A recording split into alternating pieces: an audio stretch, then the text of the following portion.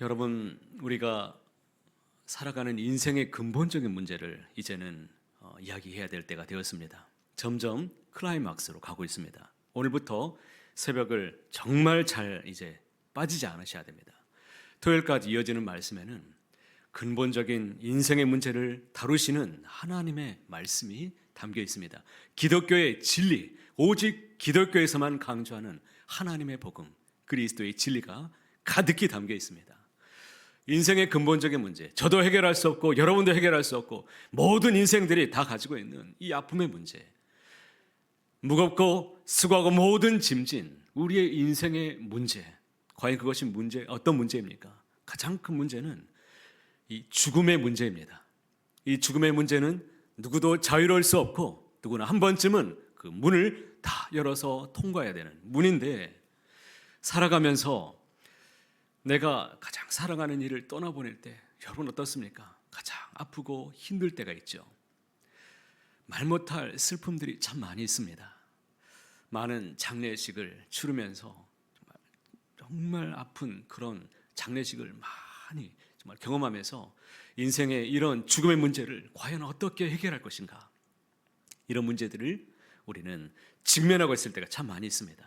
그런데 인생을 사셨던 우리 주님, 인간의 몸을 입고 살아가시는 우리 주님도 사랑하는 이를 떠나보내는 극도의 아픔을 겪으셨습니다. 오늘 말씀에 나오지 않지만 내일 보게 될 말씀에는 슬퍼하는, 애통해하는, 이미 다 끝나버렸기 때문에 이 나사로의 여동생 마르다와 마리아는 슬피 울면서 울고 있는데, 많은 사람들이 같이 통곡하면서 울고 있는데, 울지 말라, 울지 말아라, 울지 말라고 하시는 그 장면을 만나게 됩니다. 우리 주님도 애통하셨던 이 슬픔의 문제에 대해서는 너무나 아파하셨다는 거죠. 그런데 너무나 놀라운 것은 이토록 사랑하고 아꼈던 그 사람의 죽음도 주님은 기다리셨다는 겁니다. 죽음의 때를 의도적으로 주님이 기다리셨다는 것을 보게 됩니다. 그러면 주님이 왜 이러한 행동을 하셨는가? 거기에는 영적인 의미가 있다는 것입니다.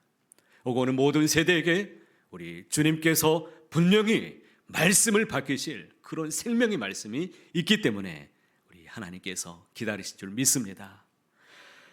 자, 우리에게 주시는 영적인 우리 믿음의 교훈, 이것을 우리가 꼭 만나야 되는데, 선한 목자 되신 주님이 우리에게 밝히 보여주시기를 원하시는 생명의 말씀이 과연 무엇인가? 오늘도 세 가지로 한번 나누면서 정리를 해보기를 원합니다. 첫 번째는 주님은 우리의 모든 상황을 알고 계시고 우리를 도와주시기를 원하시는 분이십니다.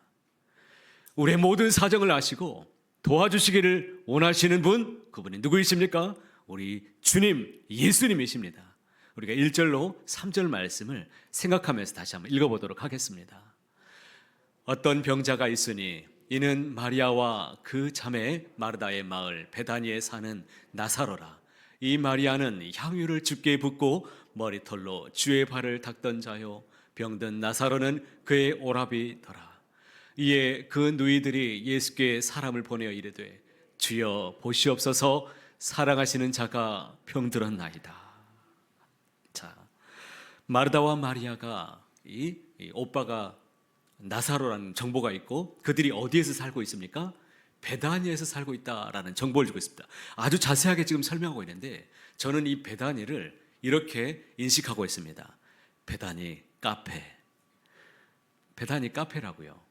예수님께서는 베다니를 자주 다니시면서 마치 쉼터처럼 늘 다니며 차를 마시고 그곳에서 늘 함께 식사도 함께 했던 그런 아주 가까웠던 사람들이에요. 그처럼 주님이 그 집을 생각했을 때는 카페처럼, 그렇게 편안한 안식처럼 생각했던 곳입니다. 실제적으로 예루살렘에서 이 베다니의 거리만 보면 3km 정도 됩니다. 여기서 3km 정도를 생각을 한번 해보니까, 여기서 이 한강공원, 가장 가까이 있는 한강공원이 어디일까요? 망원 한강공원 거리가 3.3km입니다. 여기서 빠른 도보로 찍어보니까 3.3km가 나와요. 5,077보가 나옵니다. 믿으시기 바랍니다. 제가 다 검색해보고 찍어보니까 가장 빠른 길이 이 5,077보가 나온다는 겁니다. 여러분, 거기에 유명한 카페가 있어요.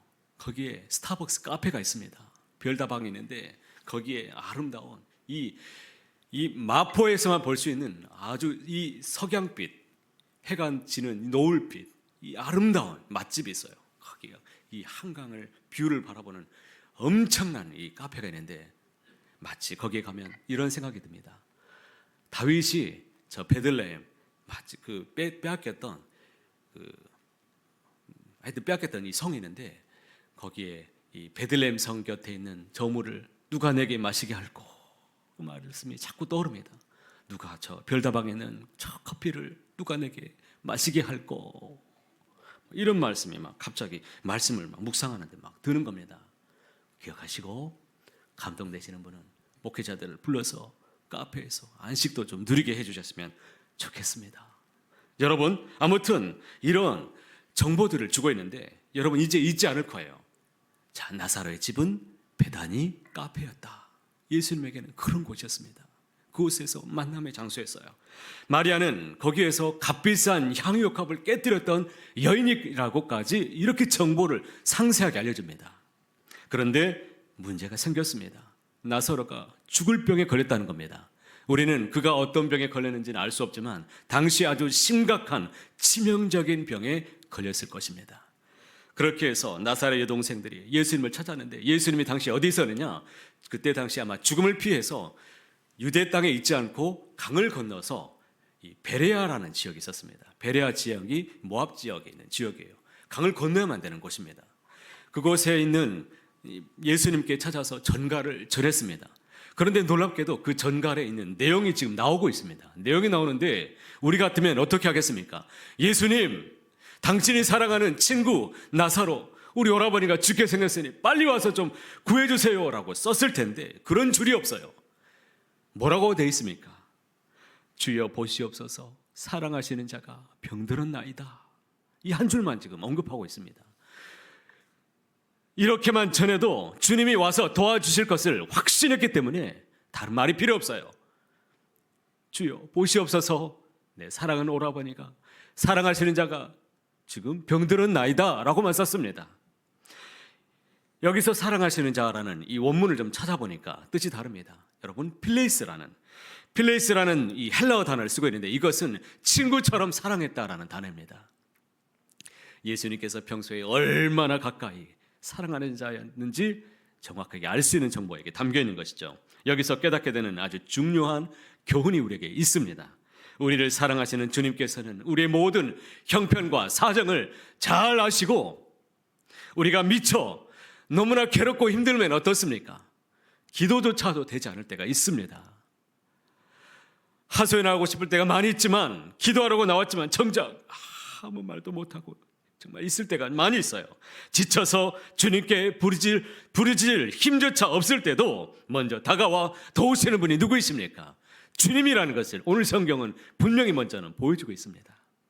여러분, 가족 간에도 사랑이 동독한 그런 가족들은 내 형제 중에 누가 아무리 말하지 않아도 그냥 자발적으로 도와줍니다. 그래, 네가 이렇게 힘들지? 내가 알아서 도와줄게. 또 우애가 돈독한 친구들은요, 그냥 와서 말하지 않아도 기꺼이 도와줍니다.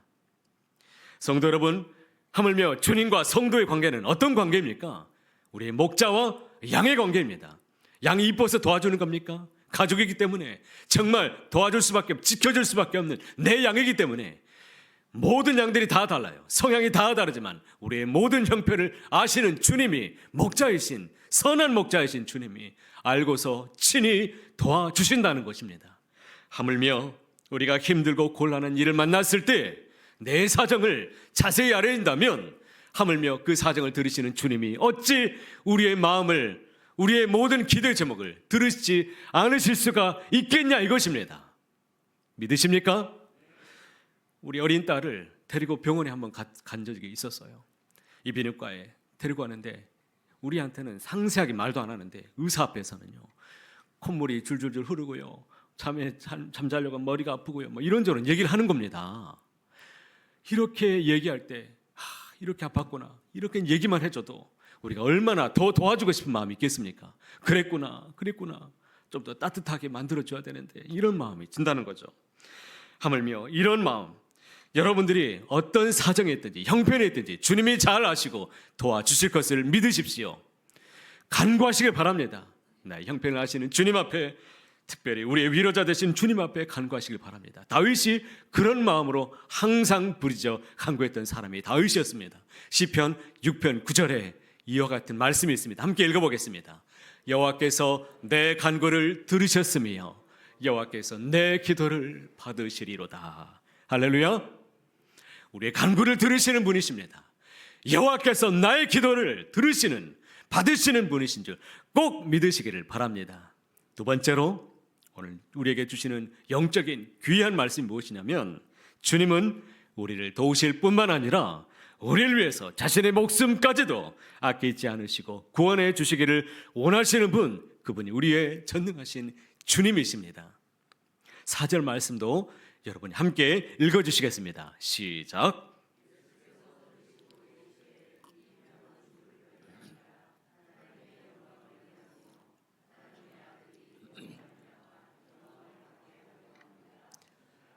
우리가 읽어본 이 말씀 속에 보시면, 그냥 읽어보면 이 병은 죽을 병이 아니니라, 그런데 주님이 고쳐주셨습니다. 그러면 사람들이 보면서 이 죽었던 자를 고쳐주신 예수님을 보면서 인정하고 존경을 얼마나 받겠습니까? 그러므로 말미암아서 예수님이 칭송받고 영광을 받으실 것이다 라고 단순히 생각하기 쉬운데, 여러분 그런 말씀이 아닙니다.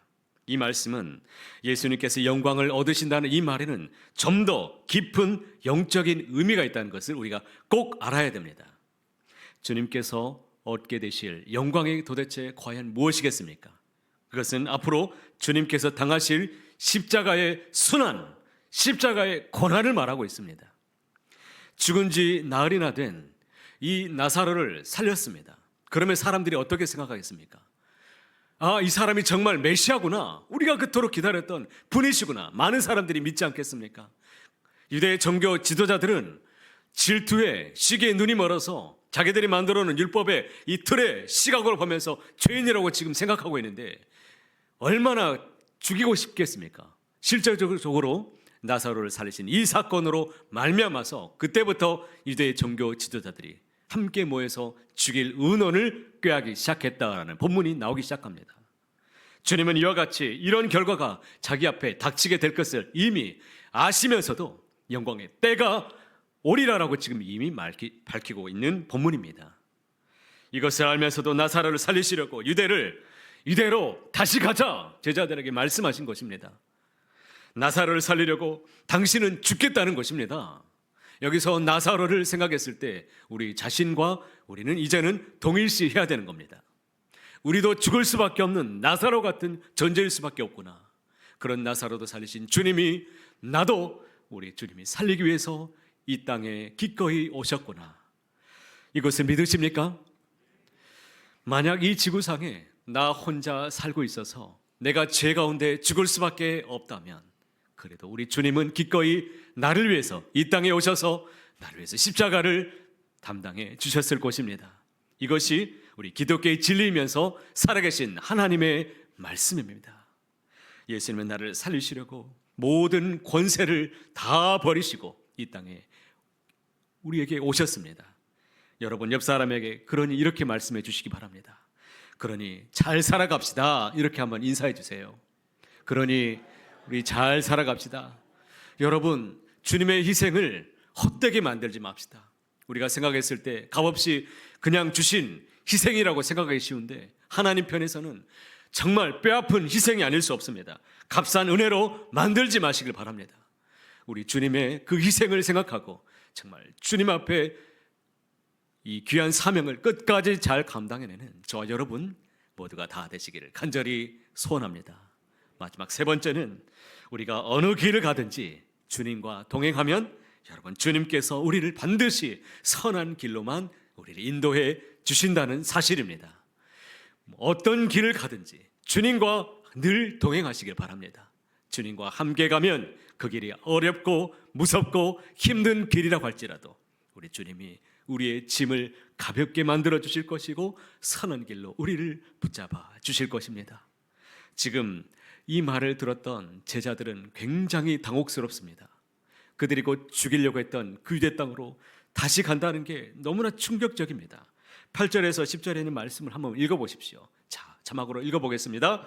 제자들이 말하되 랍비여, 방금도 유대인들이 돌로 치려 하였는데 또 그리로 가시려 하나이까? 예수께서 대답하시되 낮이 12시간이 아니냐? 사람이 낮에 되면 아니면 이 세상의 빛을 보므로 실족하지 아니하고 밤에 다니면 빛이 그 사람 안에 없는 거로 실족하느니라. 자, 지금 제자들이 몹시 두려워합니다. 그 제자들이 굉장히 죽음의 공포 때문에 두려워한다는 것을 잘 아셨던 예수님께서 지금 무엇을 비유로 말씀하고 있습니까? 빛을 비유로 지금 말씀하고 있는데 지금은 낮 12시간이냐? 라고 말씀하신 것을 잘 한번 생각해 보십시오. 지금 우리나라가 그래도 사회가 지금 나라가 혼란하다라고 지금 여기고 있지만 그럼에도 불구하고 안전한 나라입니다. 굉장히 안전한 국가예요. 우리나라는 뭐 물건을 어디 떨어뜨리고 뭐 여권을 외국 사람들이 잃어버린다고 해도 가져다 주는 나라고, 채워주는 나라고, 잃어버리지 않는 나라고, 치안이 안전한 나라입니다. 그런데 세상 사람들이 너무나 놀라는 우리나라인데 밖에만 지금도 유럽이나 남미나 중국, 일본 이런 가까운 데만 가더라도 여러분 난리 납니다. 밤에 무섭습니다. 다니기가 어려워요. 우리니까 밤에 여성분들 혼자 조깅도 하고 자유롭게 다닐 수 있는데, 그런데 당시만 해도 어떻겠습니까? 밤중에 다닌다는 것은 목숨을 걸어야 되는 일입니다. 해가 떨어지면 무서워서 다니질 못합니다. 그런데 주님이 낮에 다니면 안전하다는 것은 오늘 우리가 이해했을 때 충분히 이해할 수 있는 충분한 말인 것이죠. 지금은 낮 12시간이냐? 하물며 빛의 진, 광명에 비친 내가 왔는데 너희들이 무엇을 두려느냐? 안전하게 내가 지켜줄 터이니 너희는 나만 따르고 믿고 가자. 이런 말씀인 것입니다. 광명 빛으로 오신 그 주님, 그 빛을 따라서 주님과만 동행한다면 어두운 이 시대 가운데서도 우리를 선한 길로 날마다 우리를 붙잡아 주시고 인도해 주실 것을 믿습니다. 여러분, 사탄의 권세에 사로잡힌 이 세상은 온통 불의한 자들이 지금 지배하는 밤거리와 똑같습니다. 우리가 주님과 이러한 이 암흑 세계를 걸어가고 있는데, 그러나 이 암흑 세상에서 이기는 길은 오직 주님과만 동행할 때만 우리는 이기며 나가게 될 줄로 믿습니다. 우리가 주님과 동행하면 안전하게 우리 주님께서 선한 길로 우리를 인도해 주시는 것입니다. 주님이 인도하시는 길은 꼭 기억하십시오. 의의 길입니다. 주님이 우리를 붙잡아서 인도하시길 원하시는 길은 그냥 단순한 편하는 길이 아니요, 좁은 길이고 그 길은 우리에게 의의 길이고 사명의 길이고 반드시 그 길을 완주해내면 주님의 뜻을 완주하는 아름다운 길이 될 것을 꼭 믿으시길 바랍니다. 그래서 우리가 사명의 길을 끝까지 완주할 수 있도록 우리 하나님이 붙잡아 주시고 제자들도 그 주님이 붙잡아 주셔서 끝까지 그 길을 갈 수 있도록 우리 주님이 인도해 주셨습니다. 사랑하는 성도 여러분, 새해에는 주님의 음성을 듣고 우리가 주님의 말씀대로 그대로 믿고 따라가는 그런 선한 능력 있는 영향력 있는 그리스도인들이 다 되어주시기를 간절히 소망합니다. 예수님을 더욱 알아가시고 그 주님을 믿고 닮아가시고 그 주님만을 전하는 아름다운 공동체, 우리 세상에 빛나는 공동체가 다 되기를 또 보신 주님의 이름으로 간절히 소원합니다.